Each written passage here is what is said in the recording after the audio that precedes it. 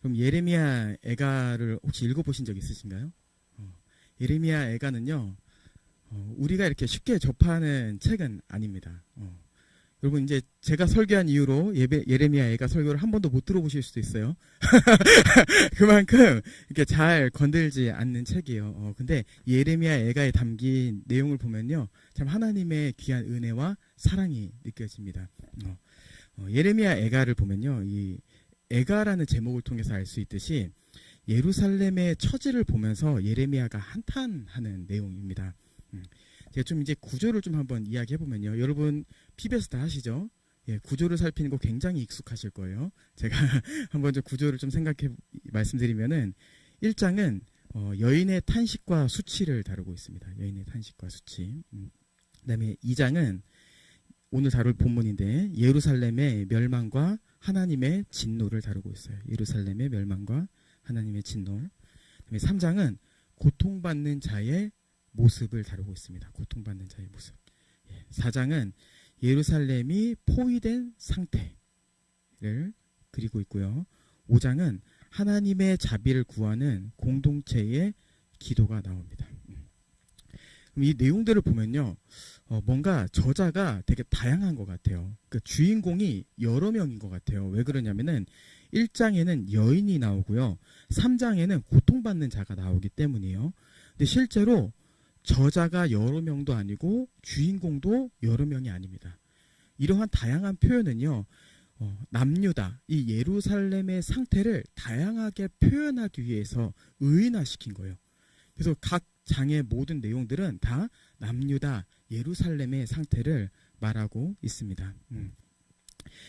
이 예레미야 애가는요, 시로서 되게 독특한 구조를 가지고 있어요. 히브리어 알파벳이 총 11개인데요. 이 각 장을 보면은 22절까지 되어 있습니다. 이게 뭐냐면은 영어로 좀 쉽게 설명해 보면은 A가 1절을 맡고 있고 B가 2절을 맡고 있는 거예요. 되게 질서정연하게 1, 2, 3, 4장이 설명되어 있어요. 이게 왜 그러냐면은 지금 남유다가 겪고 있는, 이 예루살렘에 겪고 있는 혼돈이 너무나도 크기 때문에 그것을 대조하여 강조하기 위해서 이렇게 쓴 거예요. 그만큼 지금 예루살렘에 혼돈의 상태야. 내가 이것을 질서정연하게 나열해 볼게. 그래서 히브리어 알파벳 11개를 두 번 사용하여서 22절을 마무리하는 구조로 되어 있는 거죠. 그럼 이제 뭐가 남았죠? 5장이 남았어요. 5장은요, 알파벳 순서로 되어 있지 않습니다. 이것은 왜 그런 거냐면은 이 예루살렘이 겪고 있는 극심한 혼돈과 고난을 더 분명하게 드러내기 위해서 직설적으로 표현한 거예요. 그래서 예레미야 애가 이 전체적인 구조는요, 한탄과 혼돈으로 가득 차 있습니다. 이것으로 계속 예레미야 애가는 예레미야의 이 예루살렘의 상황을 시로 묘사하고 있다, 이렇게 좀 이해하시면 될 것 같아요. 이러한 배경의 이해 가운데서 이제 좀 내용을 좀 보면요, 2장의 또 구조를 보면은 1절부터 10절은요 하나님의 형벌과 결과 이렇게 되어 있어요. 하나님의 형벌과 결과. 1절부터 10절은 좀 더 제가 이야기해 볼게요. PBS 치고는 좀 구조 분석이 많죠. 그래도 한번 이야기를 해볼게요. 그래도 이렇게 성모견에 속한 교회 오니까 마음이 편해요. 이런 얘기해도 이렇게 들어주시고 권사님들, 집사님들 앞에서 얘기하면 목사님이 지금 무슨 얘기 하시나 하실 텐데 참 마음이 편합니다. 자, 11절부터 19절을 보면은 예루살렘의 성읍을 보고 슬퍼하며 부르짖으라고 충고하는 장면이 나오는 거예요. 11절부터 19절. 예루살렘의 성읍을 보고 슬퍼하며 부르짖으란 충고. 그 다음 20절부터 22절은 여인의 간구로 되어 있습니다. 자, 먼저 1절부터 10절의 내용을 살펴보면요, 이 하나님의 형벌의 결과라고 나와 있는데요, 1절에 이렇게 되어 있는 거죠. 슬프다 주께서 어찌 그리 진노하사, 이렇게 되어 있어요. 이런 표현은요, 이 한국교회 분위기 안에서 일반적인 신앙인들의 그런 신앙 안에서 굉장히 낯선 내용입니다. 왜냐하면 우리에게 있어서 하나님은 사랑의 하나님이기 때문이에요. 근데 본문은요, 하나님을 어떻게 표현하냐면은 진노의 하나님이다, 이렇게 표현하고 있습니다. 근데 우리가 기억해야 될 게 있어요. 바로 하나님의 이 진노는요, 하나님의 변덕이 아니라는 거예요. 감정의 요동치는, 절제하지 못하는 하나님의 분노 표출이 아닌 하나님의 공의로운 심판임을 우리는 기억해야 됩니다. 이 심판의 원인이 무엇입니까? 1장 18절에 보면 이렇게 되어 있습니다. 여호와는 의로우시도다. 그러나 내가 그의 명령을 거역하였도다. 이렇게 되어 있어요. 여기서 내가라고 하는 사람이 누구라고요? 바로 예루살렘을 의인화시킨, 예루살렘을 지칭한다. 얘기하는 거예요. 내가 그의 명령을 거역하였다. 그러면서 예레미야는 이렇게 고발하는 거죠. 주께서 의로우신데 너희가 불순종한 거야. 그리고 하나님은 의로우신 분으로서 그 불순종에 대해서 분명히 심판하신 것이지 라고 이야기하는 거예요. 그리고 이제 뒤에 보면은 이렇게 되어 있어요. 18절에 보면은 너희 모든 백성들아 내 말을 듣고 내 고통을 볼지어다. 나의 처녀들과 나의 청년들이 사로잡혀 갔도다. 이렇게 되어 있습니다.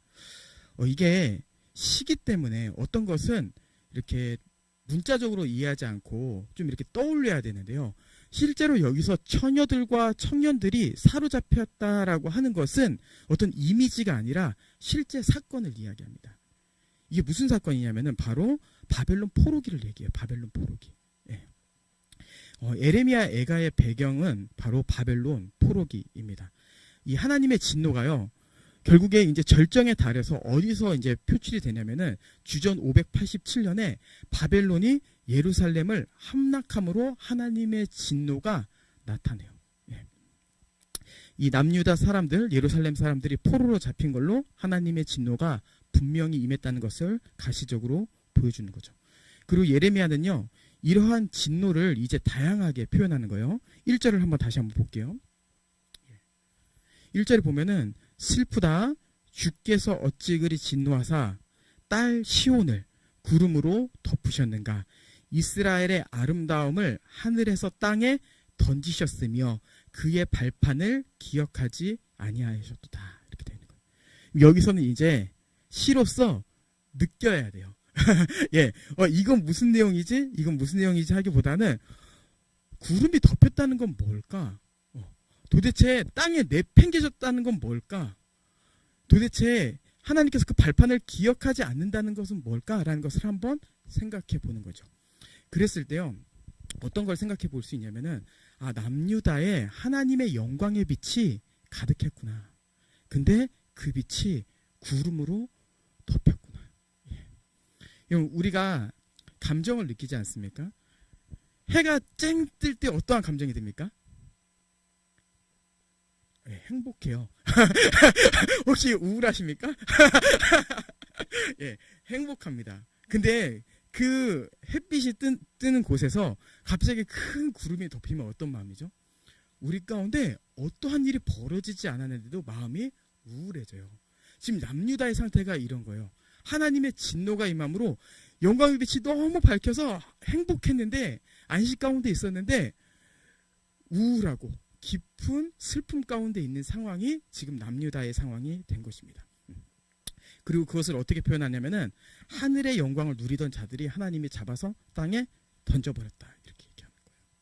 예. 그리고 발판을 기억하지 않는다라는 것은 하나님께서 남유다에게 주셨던 지난 은혜를 기억하지 않겠다라고 이야기하는 거죠. 이것을요, 실제로 그리고 있는 배경, 말하고 있는 배경이 열왕기하 25장에 나와요. 예레미야 애가를 읽어도 너무 슬픈데요. 열왕기하 25장을 읽어도 너무 슬픕니다. 거기는요, 사건을 구체적으로 묘사하고 있어요. 제가 그 모든 장을 다 다룰 수 없지만 몇 절만 좀 다뤄보도록 할게요. 예레미야 25장 7절에 보면 이렇게 되어 있습니다. 제가 봉독해 드릴게요. 그들이 시드기야의 아들들을 그 눈앞에서 죽이고 시드기야의 두 눈을 빼고 노사슬로 그를 결박하여 바벨론으로 끌고 갔다.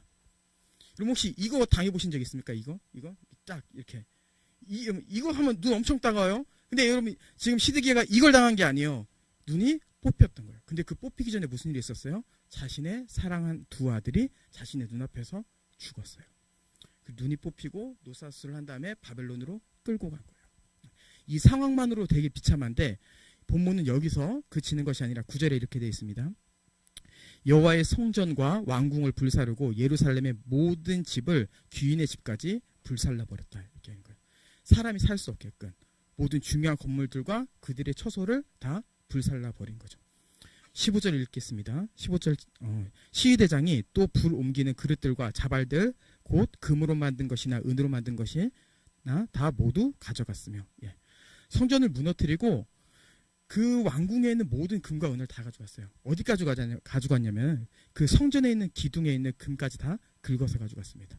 그리고 성경은 그에 대해서 어떻게 설명하냐면은 그 무게를 헤아릴 수 없다 이렇게 얘기합니다. 그리고 남자로서 구실을 할 수 있는 자, 여자로서 구실을 할 수 있는 자는 다 끌고 가버렸어요. 그리고 구실을 못하는 자를 그 땅에 농부로 남겨뒀습니다. 이게 하나님의 진노 가운데 벌어진 일들인 거예요. 이게 남유다의 처지인 거죠. 여러분 진짜 우울한 것, 진짜 심각한 건 뭐냐면요. 6절에 표현되어 있는데요. 예레미야가 2장 6절입니다. 초막을 헐고 절기를 폐하고 절기와 안식일을 잊어버린다 이렇게 되어 있어요. 자, 여기서 말하는 이 초막과 절기와 안식일은요. 하나님의 임재와 하나님 나라의 영광을 의미합니다. 근데 이것을 헐어버린다, 잃어버리겠다라고 하는 건 뭐냐면은 이거는 육체적 고통을 뛰어넘어서 이제 하나님의 임재와 하나님 나라의 영광을 누리지 못하도록 하겠다 이렇게 이야기하는 게 바로 6절의 이야기예요. 그럼 이것은요. 피조물인 인간에게 있어서 하나님 나라의 백성인 유다에게 있어서 굉장히 심각한 얘기입니다. 이것을 어떻게 표현할 수 있을까 생각해 봤을 때 저는 이 장면을 보면서 어떠한 장면이 떠오르냐면은 한 갓난아이가 사고로 부모를 잃고 혼자 남겨진 상황. 저는 이게 지금 남유다의 상황이다 이렇게 보여져요. 그럼 갓난아이가 부모를 잃고 그 벌판에 혼자 남아있으면 어떻게 되는 겁니까? 죽음이에요. 여러분 이건 불쌍한 게 아니라 그냥 지금 남유다는 죽었어. 아무도 이 남유다를 이 갓난아이를 도와줄 자가 없어. 이렇게 묘사하는 거예요. 근데 이것은 이제 단순히 이것에 끝나는 것이 아닌 거죠. 왜 그렇습니까? 남유다의 상황이 너무나도 비참하지만 실제로 이 남유다를 통해서 하나님께서 보여주시고자 하시는 건 무엇이냐면은 하나님의 진노를 받은 인류가 이러한 상황에 있다라는 것을 보여주는 거예요. 우리는 본문을 보면서 남유다 불쌍해 이렇게 생각할 수 있어요. 인간이라면 당연히 그런 감정이 들죠. 지금 상황이 이런데. 근데 지금 예레미야를 통해서 하나님께서 무엇을 말씀하시냐면은 아담 아래에 있는 모든 인류가 이런 상태라고. 너희가 갓난아이고 너희가 부모를 잃었고 너희가 고하고 너희가 죽을 거라고. 이렇게 말씀하시는 거예요. 예. 이거에 있어서 우리는 그 당시에는 무감각해서 몰랐지만 하나님 안에 그리스도 안에 있는 자로서 우리는 이제 그때 우리가 얼마나 비참한 상태에 있는지를 우리는 느끼고 생각할 수 있는 거예요. 그럼 그때 우리가 어떻게 살았어요? 우리는요 하나님 없이 살았어요. 하나님을 예배하지 않아도 괜찮았어요. 그럼 진짜 괜찮은 거였어요? 아니었어요. 피조물은요 창조주가 있어야지 살 수 있는데 창조주가 없으니까 그 공허함을 다른 걸로 채우려고 하는 거예요. 그럼 뭐로 채우겠어요? 중독이라는 게 오는 거죠. 중독이라는 게. SNS 중독, 그다음에 유튜브 중독, 게임 중독. 여러분 이런 건 우리가 실제로 중독이라고 말하지 않습니까? 또 은밀한 게 어떤 게 있을까요? 저는 관계도 중독이라 생각해요. 그리고 저도 그런 사람이었어요. 저는 모태신앙으로서 어렸을 때부터 교회를 다녔지만 항상 공허했어요. 왜? 그리스도로 채워지지 않는 사람이었기 때문이죠. 그럼 저는 그 공허함을 어떻게 채웠냐면은 사람을 만나는 걸로, 교회 누나들을 만나는 걸로 이렇게 채웠습니다. 왜 굳이 특별히 제가 교회 누나를 얘기하냐면은 저는 교회 누나들하고 많이 친했거든요. 형들하고는 좀 약간 거리가 있었는데 누나들하고 말이 잘 통하더라고요. 그러면서 주님의 자리를 이제 교회 누나에게 맡겼어요.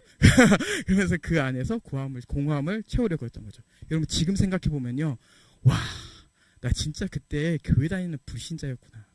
나 진짜 그때 아무것도 몰랐던 자였구나. 그리고 그 중독 아래서 그 누나들이 나의 공허함을 채울 수 있을 거라 생각해서 계속 매달렸구나라는 것을 보게 됩니다. 여러분은 어떤 중독 가운데 있으십니까? 생각을 해보는 거죠. 나는 그때 정상이었나? 정상이 아니었구나. 나는 겉껍데기로만 괜찮은 척을 했지 실제로 나의 마음은 굉장히 공허했구나. 그걸 하나님께서 너는 죽었어 라고 말씀하시는구나 라는 것을 우리는 생각해 볼 수 있는 거죠. 다시 본문으로 가서요. 예레미야는 이러한 비참한 상황, 이 남유다의 이런 비참한 상황을 어떻게 감정으로 표현하냐면은 11절에 보면은 내 눈이 눈물에 상하며 내 창자가 끊어지며 내 간이 쏟아졌으니 이렇게 표현합니다. 그럼 얼마나 가슴이 아파야 눈물로 눈이 상합니까? 그럼 얼마나 속상하면은 창자가 끊어지죠? 얼마나 마음이 아프면은 간이 쏟아진다라고 이야기해요. 우리가 이제 애간장 탄다라고 얘기하잖아요. 애간장 탄다, 애 탄다. 이게 바로 창자가 쪼그라드는 걸 이야기하는데 인간이 극심한 스트레스를 받으면요 창자가 끊어져 버린다고 합니다. 근데 지금은 예레미야는 이 하나님의 백성의 남유다의 상황을 보면서 그러한 감정을 느끼고 있는 거예요. 여러분, 내가 지금 너무 슬퍼서 내 눈물이 내 눈을 상하게 만들었습니다. 내 창자가 지금 끊어지는 심정이고 내 간이 쏟아졌습니다 라고 이야기하는 거죠. 그리고 이러한 부분에서 이제 남유다에게 선포하는 거예요. 오늘 읽은 본문과 관련되어 있는데요. 18절 19절에 너는 밤낮으로 눈물을 강처럼 흘릴지어다. 초저녁에 일어나 부르짖을지어다. 내 마음을 주의 얼굴 앞에 물 쏟듯 할지어다 라고 이야기하는 거죠. 그러면 이 메시지는요 남유다가 들어야 될 분명한 하나님의 음성이었어요. 야, 너희들 지금 바벨론이 쳐들어와서 너희를 함락했다고 너희 상황을, 이 처지를 보고 슬퍼하지 말고 여호와의 영광이 떠났다는 거에 대해서 정말 슬퍼했으면 좋겠어. 너희 처지가 지금 얼마나 비참한 상황인지 너희가 분명히 이 상황을 인지했으면 좋겠어. 우리가 지금 왕이 두 눈이 뽑히고 사슬로 끌려가고 집이 탄 게 문제가 아니야. 하나님이 너희를 기억하지 않는다고 얘기하셨다고 하고 이야기하면서 애가를 불러라, 애통하며 기도하라 라고 말씀하시는 거죠. 여러분, 이런 예레미야 애가의 이런 슬픔, 이런 한탄이 예레미야 애가를 읽으면 읽을수록 더 슬픈 이유는 뭐냐면요, 실제로 이 예레미야 애가 전체의 내용을 보면요 한탄하는 내용, 그리고 5장에 간구하는 내용이 나오지만 하나님께서 어떻게 회복하실 거라는 회복의 약속이 없습니다. 저도 그래서 이것을 연구하기 전에 굉장히 당황스러웠어요. 왜냐하면 이사야서 같은 경우에는요 심판 구원 이 레파토리가 반복이 돼요. 근데 예레미야 애가는요 심판, 한탄, 끝. 이게 예레미야 애가의 굉장히 독특한 구조예요. 그러니까 이 의미를 잘 알지 못하면요 우리는요 너무 슬퍼요. 그냥 슬픔에서 끝나. 남유다도 슬픈데 인류의 상황도 슬프고 내 처지도 슬픈 것 같고 이런 상황에 되는 거죠. 그럼 어떻게 할까? 예레미야 애가는 도대체 이걸 왜 써서 우리를 슬프게 하는가 라고 생각을 했을 때 이 예레미야 애가에는요 굉장히 큰 반전이 있습니다. 그럼 바로 뭐냐면은 예레미야 애가의 주제는 한탄입니다. 근데 또 다른 하나의 주제가 있어요. 그러면 이제 두 번째 주제는 뭐가 나와야 되냐면은 한탄 다음에 고통, 죽음 이런 게 나와야 되는데요. 놀랍게도 예레미야 애가의 또 다른 주제는 바로 소망입니다. 소망. 이게 굉장히 놀라워요. 그러니까 텍스트만 봐서는 이게 무슨 소망이야 라고 생각할 수 있는데 이 예레미야 애가의 저작 당시의 배경, 그리고 예레미야 애가가 이것을 쓴 큰 그림을 생각해 봤을 때 우리는 그 안에 담긴 하나님의 뜻과 소망을 발견할 수 있어요. 이게 어떻게 소망이 될 수 있냐면요, 예레미야 애가는 이것을 단순히 슬픔에 잠기게 하기 위한 것이 아니라 애가잖아요. 애가 한탄하는 시를 계속 노래함을 통하여서 너희가 이때 이 처지가 있음을 분명히 인지하고 소망을 바라봐 라는 의미에서 이거를 쓴 거예요. 이게 어떤 것과 같은 거냐면요, 여러분 우리 3.1절에 뭐 하십니까? 3.1절에 뭐 하세요? 놀러 가죠. 우리는 놀러 갑니다. 네, 놀러 가기 전에 우리는 무엇을 합니까? 태극기를 집에 걸어요. 예. 그러면서 어떻게 해요? 그때의 지난 역사를 기억합니다. 예레미야 애가가 이런 역할을 했던 거예요. 예레미야 애가를 이제 이 유대인들이 이스라엘 백성들이 부르면서 지난 과거를 기억하고 소망을 기대하는 거예요. 그래서 이게 실제로 유대인의 전통에 있어서 이 바벨론이 예루살렘을 함락한 것을 유대인력으로 5월 9일인데요. 5월 9일 날 행진이 벌어집니다. 그리고 사람들이 예레미야 애가를 부르기 시작해요. 선포하기 시작해요. 그러면서 그 마음에 뭐가 있는 거예요? 내용은 너무 슬픈데 그들의 마음 가운데는 주님, 우리가 그 조상들이 겪었던 포로기를 다시 겪지 않기를 원합니다. 그리고 나는 그 주님의 통치를 기대합니다. 라고 하면서 계속 부르는 거예요. 놀랍지 않아요? 예.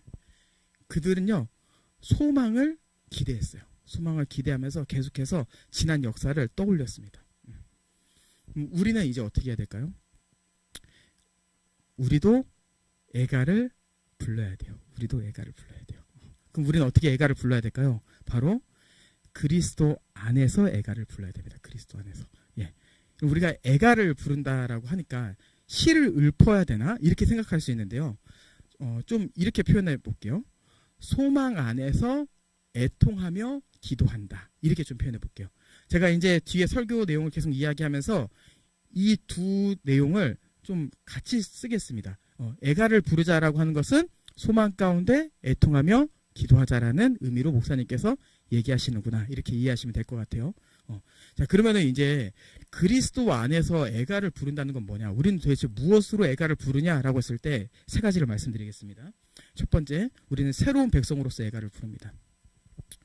제가 아까도 잠깐 이야기했지만 이 남유다의 상황은요, 남유다만의 상황이 아닌 바로 우리의 상황이었습니다. 하나님의 진노 가운데 있는 우리였죠. 우리는 누구였어요? 우리는 죄의 종이었어요, 여러분. 우리는 사단의 나라 안에 그의 통치를 받는 자였습니다. 우린 누구보다 적극적으로 하나님을 위해 살지 않았고요, 예배하지 않았어요.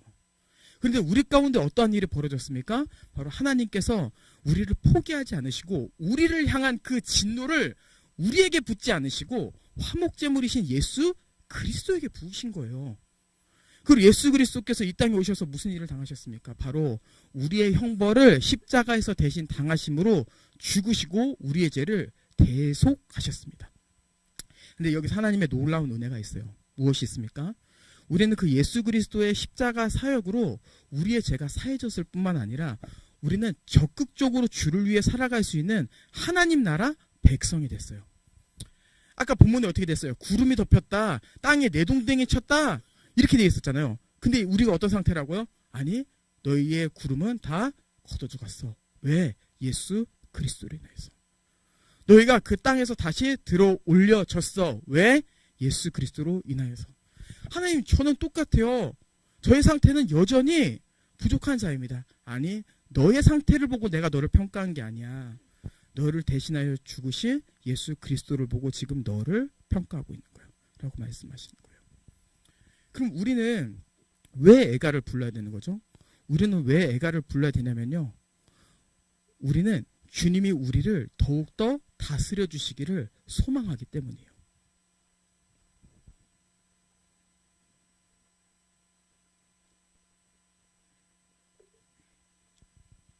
그럼 이전에는요, 우리가 어떻게 했냐면요, 무엇을 먹을까, 무엇을 마실까, 무엇을 입을까 신세한탄만 하던 자였습니다. 근데 우리가 애통하며 기도하는 건 뭐냐면요, 주님, 내가 먼저 그의 나라와 그의 의를 구합니다. 내가 이제 주님이 없이는 살아갈 수가 없어요. 내가 주님께 정복되어서 전에는 어떠한 중독으로 내 마음을 채우려고 했는데 이제 그 어떠한 것으로도 내 마음을 채울 수 없다는 걸 주님 깨달았습니다. 그러니까 하나님 나라 주로서 나를 다스려 주옵소서라고 기도하는 거죠. 그래서 우리의 애가에는요, 후회가 있고요, 회개가 있어요. 왜? 하나님께서 우리에게 하나님 나라 백성으로서의 영광을 허락하셨는데 내 삶을 보면은 여전히 부족한 점이 너무 많거든요. 그래서 우리는 주 앞에 나가는 거예요. 주님, 내가 이전에 지었던 죄들 주 앞에 다 고백하오니 나의 죄를 용서해 주시고 다시 나를 지배해 주십시오. 내가 그 지배 아래서 하나님 나라 안식을 누리길 원합니다. 라고 이야기하는 것이 바로 우리가 불러야 될 첫 번째 애가입니다. 예. 두 번째 무엇입니까? 바로 우리는 하나님 나라 공동체인 교회로서 애가를 불러야 됩니다. 하나님 나라 공동체인 교회로서. 하나님께서요, 여러분들 다 복음에 기초하셨죠? 뭐 4년 되셨으면은 복음에 기초 4번 하셨을 것 같습니다. 이 복음의 기초에도 나온 내용인데요. 하나님께서 에덴 동산을 너무 완벽하게 창조하셨죠. 그리고 그 완벽한 세상을 창조하시고 나서 아담을 동산 중앙에 두셨어요. 근데 하나님께서 그 장면을 보시면서도요, 부족하다고 느낀 게 있어요. 뭐예요? 바로 아담 옆에 하와가 없어요. 그래서 하나님이 하신 방법은 그의 갈비뼈를 취하여서 하와를 창조하셨습니다. 그래서 아담과 하와, 이 한몸된 존재, 돕는 배필인 존재를 만드셨어요. 그로 인하여서 하나님은 심히 기뻐하였고, 하나님만 기뻐했을 뿐만 아니라 아담도 너무 기뻤어요. 아담은요, 무엇을 해도 행복했어요. 왜요? 하와가 있었기 때문에. 하와도 마찬가지예요. 하와도 무엇을 먹어도 무엇을 보아도 행복했어요. 왜? 돕는 배필이 있었기 때문에. 여러분, 인간이라는 게 그런 존재예요. 하나님께서 하나님의 형상을 따라 지으셨다 이렇게 얘기하잖아요. 이게 무슨 얘기냐면은 여러 가지 의미가 있지만 공동체적인 존재로 만드셨다 이 얘기예요. 그러니까 인간은요, 공동체가 있어야 됩니다. 근데 그 공동체가 다른 공동체가 아니라 나와 한 몸인 공동체가 있어야 되는 거예요. 그러니까 아담과 하와는 부부, 이것을 뛰어넘어서 뭐예요? 한 몸인 하나님 나라 공동체였던 거예요. 이 둘이 함께 함으로 인해서 가장 행복한 안식을 누렸던 거죠. 근데 이것을 위해서 하나님께서 어떻게 하셨어요? 이것을 위해서 하나님은 이 안식을 우리에게 다시 주시기 위해서 예수 그리스도를 교회의 머리로 삼으셨어요. 우리는요, 아담의 범죄로 인하여서 서로 사랑하는 관계였지만 이제 서로 물고 뜯는 관계가 되었습니다. 하나님이 원하시는 모습은요, 이러한 모습이 아니었어요. 그 방법이 뭐예요? 주가 회복돼야 돼요. 주. 그래서 주를 회복하는 방법이 무엇이 있을까? 나의 아들 예수 그리스도를 교회의 머리로 삼아서 그를 중심으로 한 몸인 몸을 세워야겠다는 거예요. 그리고 그 교회를 세우셔가지고 하나님께서 우리를 완전히 새로운 존재로 재창조하신 거죠. 이게 어디예요? 에베소서 2장 15절 16절. 제가 이 2장 15절 16절 봉독해 드리도록 할게요. 법조문으로 된 계명의 율법을 폐하셨으니 이는 이 둘로 자기 안에서 한 세 사람을 지어 화평하게 하시고 또 십자가로 이 둘을 한 몸으로 하나님과 화목하게 하려 하심이라. 아멘. 예수 그리스도의 이 십자가 사건을 통하여서요, 우리는 하나님 나라의 백성이 되었을 뿐만 아니라 한 몸인 교회를 얻게 되었습니다. 그래서 우리는 이 한 몸인 교회를 통하여서요, 아담이 누렸던 안식을 경험할 수 있어요. 우리는 이 한 몸인 지체를 통하여서 사랑을 누려요.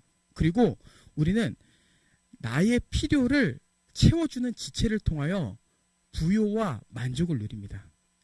잘하고 계실 거라 생각해요.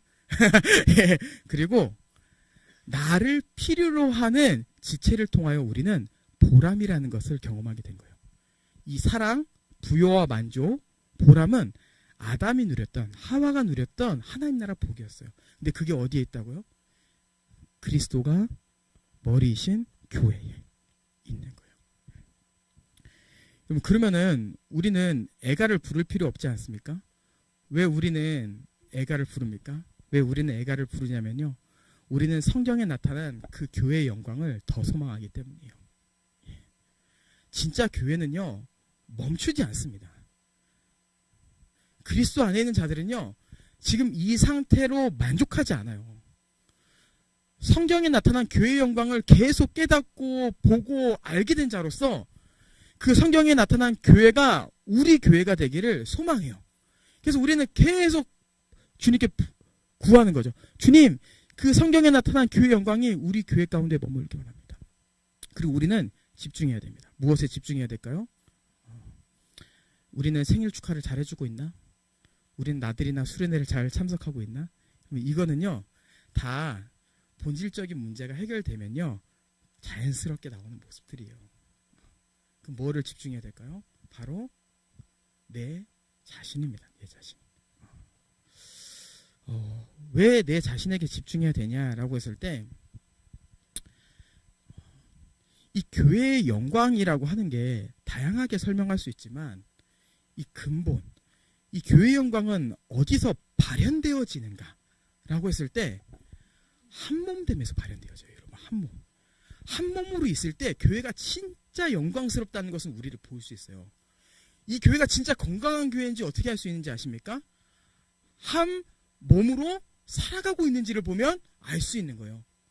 여러분, 그 문제는 뭔지 아세요? 문제는 바로 자신이에요.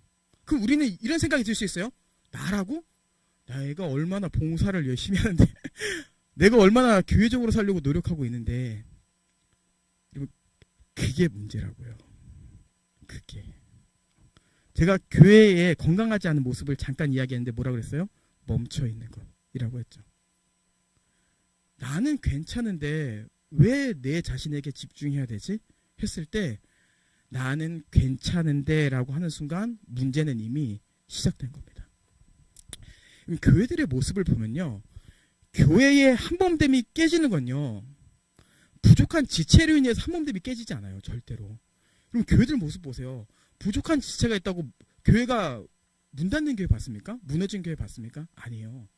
모든 문제의 시작은 뭐냐면은 그 교회 안에서 나는 괜찮다고 생각해서 그 성도를 온유하고 겸손함으로 오래 참지 못하고 용납하지 못하는 내 자신 때문에 모임이 깨어지는 거예요. 그렇지 않나요? 예, 맞죠. 예. 그런 부분에서 인식해야 되는 거야. 아, 내가 모든 문제의 시작이 될 수 있구나. 주변에 문제가 계속 터질 거예요. 그거는요, 아무런 문제가 되지 않아요. 그거는요, 주님이 오실 때까지 지체를 통해 나타나는 문제는 계속해서 벌어질 겁니다. 이거는 이 땅에 살아가는 교회의 자연스러운 모습이에요. 그러면 진짜 문제는 뭐예요? 그 문제가 터졌을 때 교회는 어떻게 대처하는가? 나는 그 상황을 어떻게 받아들이고 있는가? 그 부분에서 그리스도의 사랑으로 그 지체의 문제가 터졌을 때 반응하는 교회의 모습을 보면요, 이 교회의 상태를 알 수 있어요. 이 교회가 살아있는지 죽어있는지. 예. 그래서 우리는 그러한 부분에서 주님께 구하는 거죠. 주님, 내가 나로 인해서 이 교회가 한몸됨이 깨어지는 것이 아니라 나로 인해서 더욱더 한몸되는 교회가 되기 원합니다. 그리고 우리 교회를 통하여서 하나님께서 약속하신 그 하나님 나라의 영광이 이 교회 안에서 더욱더 발현되어지길 원합니다. 라고 구하는 거예요. 예. 이 한몸됨을 잘 진짜 기억했으면 좋겠어요. 예.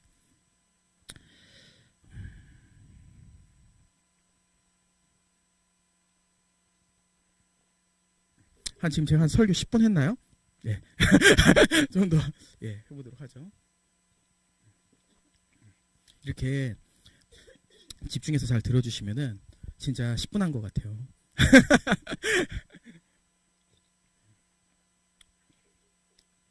자, 세 번째, 우리는 어떻게 애가를 부르는가? 우리는 영원한 나라를 소망하는 교회로서 애가를 부릅니다. 영원한 나라를 소망하는 교회로서 애가를 부르는 거죠. 애통하며 기도하는 거예요. 여러분, 우리는 교회 안에서 하나님의 나라를 누립니다. 하지만 완성될 하나님의 나라를 누리는 건 아니에요. 완성될 하나님의 나라는 주님이 오실 때 완성되어지죠. 그래서 우리는요, 지금보다 더 완벽한 영원한 나라를 소망하며 그 가운데 애통함으로 기도해야 돼요. 그래서 이러한 이 애가 가운데 건강하지 못한 두 모습이 있어요. 첫 번째, 이 생에 만족하는 모습. 그리고 이것뿐만이 아니에요. 두 번째, 영원한 나라에 대한 소망도 없고 염려 가운데 살아가는 모습. 이 두 가지가 세 번째 애가를 잃어버린 모습입니다. 우리는 이 땅 가운데서요, 교회를 통해서 열심히 하나님의 나라를 누릴 뿐만 아니라 영원한 나라가 있음을 기억하고 계속해서 또 소망하는 것, 이게 우리의 모습이에요. 그럼 우리는 왜 이 땅에서 치열하게 싸우고, 왜 우리는 이 땅에서 교회로서 살아가려고 하고, 왜 우리는 이 땅에서 하나님의 나라, 하나님을 위해서 계속해서 헌신하려고 하죠? 다른 것이 아닙니다. 우리는요, 그리스도와 같이 부활하기 위해서요. 이 부활에 다룬 이 성경의 본문을 보면요, 이렇게 되어 있습니다. 예수 그리스도의 부활이 없다면 너희가 가장 불쌍한 자들이다. 너희가 지금 가장 헛된 시간을 보내고 있다. 근데 왜 우리가 가장 존귀한 자이고 우리가 왜 가장 귀한 자이고 왜 우리가 가장 행복한 자입니까? 우리에게는요, 우리가 꿈꾸는 육체적 부활이 있기 때문이에요. 그것 때문에 우리가 지금 이 자리에서 이렇게 예배를 드리고 있는 거예요. 이렇게 목사님은 10분이라고 말하지만 1시간처럼 느끼고 있는 이 말씀을 계속해서 듣고 있는 거예요. 왜요? 우리는 부활을 소망하기 때문에. 예. 그래서 이 부활에 대한 소망을 잃어버리면요, 우리는 50%는 누릴 수 있지만 50%는 잃어버린 자와 같습니다. 이게 두 개가 같이 항상 함께 가야 돼요. 이미 임한 하나님의 나라를 누리면서 주님이 완성될 하나님의 나라를 바라봅니다. 그러면서 내가 주님께서 우리에게 주시고자 하셨던 그 100%의 영광을 계속해서 기억하며 살아가는 자가 되기 원합니다 라고 고백하는 게 바로 성도인 거죠. 그리고 이러한 우리의 애가는요, 슬픔이 아니라 무엇입니까? 바로 슬픔을 넘은 소망, 이렇게 표현하고 싶어요. 너무 시적이네요. 그냥 소망이라고 얘기하면 안 돼요. 여러분, 슬픔을 넘은 소망이 있어야 됩니다. 이전에 처절함을 기억한 자가 진짜 소망을 꿈꿔요. 그래서 우리 안에는요, 계속 슬픔을 넘은 소망이 있어야 돼요. 예. 그러면은 이 애가를 우리가 계속해서 부르기 위해서는 어떻게 해야 될까요? 우리 스스로는 절대로 이 세 가지 애가를 부를 수 없습니다. 여러분 아시죠? 우리의 삶을 자세히 들여다보세요. 우리가 언제 우리 스스로 애가를 부른 적이 있는지, 우리가 언제 스스로 우리가 애통하며 기도했는지. 안 돼요. 그럼 어떻게 가능해요? 주님께서 우리를 다스리실 때 가능한 거예요. 예. 그럼 아담과 하와가 왜 무너졌습니까? 바로 주님의 통치를 무시했기 때문이에요. 주대심을 무시했기 때문이에요. 우리도 똑같아요. 주님의 주대심, 주님께서 교회의 머리 되신다라는 것을 잃어버렸을 때 우리는 무너지는 건 시간 문제입니다. 파사삭 무너져버리죠. 파사삭. 근데 어떻게 해요? 주님의 통치를 우리가 받으면 우리는 살아날 수 있어요. 그리고 주님 우리를 어떻게 다스리십니까? 바로 말씀으로 다스리신 겁니다. 곰곰이 생각해 봤어요. 주님께서 이 시대 가운데 우리에게 어떠한 방식으로 우리를 다스리실까? 다른 것이 없었어요. 객관적인 하나님의 말씀, 성경이 바로 주님께서 우리를 이 땅 가운데 다스리시는 방식이에요. 예. 그리고 그 말씀은 어떻게 돼요? 우리의 이전에 포로되었던 상태를 깨닫게 합니다. 다시 보게 만드세요. 야, 나 진짜 그때 최악이었구나. 말씀을 통해 보는 거예요. 그리고 또 어떻게 돼요? 말씀을 통해서 그 비참한 상황 가운데서 건진받아 우리가 받고 있는 하나님 나라의 백성의 영광이 얼마나 큰지를 깨닫게 해요. 말씀이. 예. 이게 첫 번째 애가 아니었습니까? 두 번째, 또 무엇을 깨닫게 합니까? 말씀은요, 우리의 이기심을 보게 합니다. 그리고 그 이기심을 넘어서 이제는 이 말씀을 통하여서 우리가 얼마나 그 교회의 큰 영광을 누릴 수 있는지를 말씀으로 보게 하세요. 예. 그래서 히브리서 4장 12절에 보면 이런 말씀이 있어요. 말씀은 살아있고 활력이 있어 좌우의 날선 어떤 것보다 예리하여 혼과 영과 관절과 골수를 찔러 쪼개기까지 하며 또 마음의 생각과 뜻을 판단한다 라고 되어 있죠. 말씀을 들으면요, 우리는 하나님 앞에 벌거벗은 자가 된 것 같아요. 숨길 수가 없어요. 그리고 우리의 마음과 생각이요, 다 드러나면서 고백하는 거예요. 주님, 내가 이렇게 최강이에요. 말씀을 들었는데 말씀이 이해가 된다고요? 말씀을 들었는데 내 마음이 찔린다고요? 깨닫게 되어지고 주를 위해 살고자 하는 마음이 올라온다고요? 그게 바로 살아있는 하나님의 말씀의 역사입니다. 그것을 우리는 계속해서 말씀을 통해 경험해야 되는 거예요. 그리고 우리는 세 번째 애가까지 가게 되는 거죠. 바로 영원한 나라를 소망하는 것. 이게 다 말씀 안에서 일어나요. 그럼 이 말씀이 어떻게 구현되어질까요? 에베소 4장은요, 이 말씀의 통치가 어떻게 구현되어지냐면은 하나님께서 한 사람을 세워 그 사람을 가르치게 하심으로 교회를 온전히 세운다, 이렇게 되겠어요. 가르치는 자, 누구를 이야기하죠? 바로 담임 목사를 이야기합니다. 여러분, 그래서 우리는요, 우리를 위해서, 교회를 위해서도 애가를 불러야 되지만요, 우리 목사님을 위해서도 애가를 불러야 돼요. 애통하며 기도해야 돼요. 주님, 우리 목사님 살려주십시오. 목사님 죽으면은 교회 죽습니다. 여러분, 목사는요, 어떤 위치이냐면은 먼저 자신의 처지를 기억하고 그 말씀 안에서 먼저 소망을 찬양해야 되는 자입니다. 먼저 하나님의 은혜를 경험한 자로서 그 은혜에 충만히 거해야 되는 자예요. 그래야지 앞선 자로서 성도들에게 무엇이 소망의 노래인지를 가르쳐 줄 수 있고 전할 수 있어요. 통로 역할을 하는 거죠. 이 통로가 깨끗해야 되는 거예요. 그래서 우리는 목사님을 위해서 기도하는 거죠. 목사님이 먼저 소망의 노래를 부르는 자, 애가를 부르는 자로 설 수 있도록 도와주십시오. 라고 하는 거예요. 그리고 그 안에서 계속해서 우리는 애가를 기억하고 바라보며 노래하는 것입니다. 네. 결론을 맺도록 하겠습니다.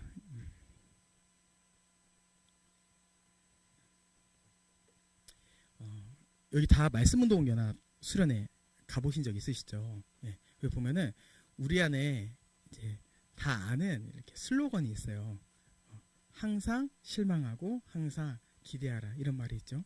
성경에 나타난 교회를 보고 우리의 교회를 비추어 보았을 때 실망하고 기대하라 라고 되어 있는데, 저는 이 슬로건이 오늘 본문과 아주 잘 매치된다라고 생각해요. 교회를 보고 실망한 자가 애가를 부를 수 있습니다. 여러분. 성경에 나타난 교회가 이런데 나는 사랑 가운데 애통해야겠다. 교회를 보고 기대하는 자가 주님의 말씀의 능력을 의지하고 애가를 부를 수 있는 거예요. 실망도 없고 기대가 없어요? 여러분, 돌이키셔야 됩니다. 기대만 있어요? 아니에요. 실망하셔야 돼요. 여기 이 공간 너무 좋지만 아니에요. 제가 여러분들 기도 편지를 받고 이런 얘기를 하는 거예요. 그냥 교회가 장소가 큰 게 중요한 게 아니라 어떻게 하면 이 교회의 본질, 한몸됨을 다 잘 유지하고 구현할 수 있을까. 그러기 위해서는 다른 장소가 필요하구나. 이런 차원에서 우리가 접근하고 기도하고 소망해야 되는 거죠. 제가 약간 좀 염려돼서 이야기하는 건데요. 우리 양성찬 목사님 장소에 대한 욕심 없습니다. 예, 교회 큰 걸로에 대한 그런 교회를 크게 하고 싶은 욕심이 없어요. 제가 저분을 14년 알았는데요. 절대로 그런 분이 아니세요. 여러분도 잘 아시죠? 4년 동안 봤으니까. 그런 게 아니라 정말 성경에 나타난 그 교회의 한몸됨을 구현하고 싶은 거예요. 근데 이것이 한 사람의 꿈이 아니라 우리 모든 회원분들의 꿈이 되었으면 좋겠어요. 그리고 그 안에서요, 그 새로운 장소 안에서 초반에는 좀 인테리어도 안 돼 있고 부족할 수 있지만, 이 교회는 진짜 교회네. 이 교회는 그럼에도 불구하고 진짜 서로 사랑하려고 하네. 이것을 보여주는 교회가 되었으면 좋겠어요. 이 꿈을 보고 달려가는 우리 모두가 되기를 원합니다.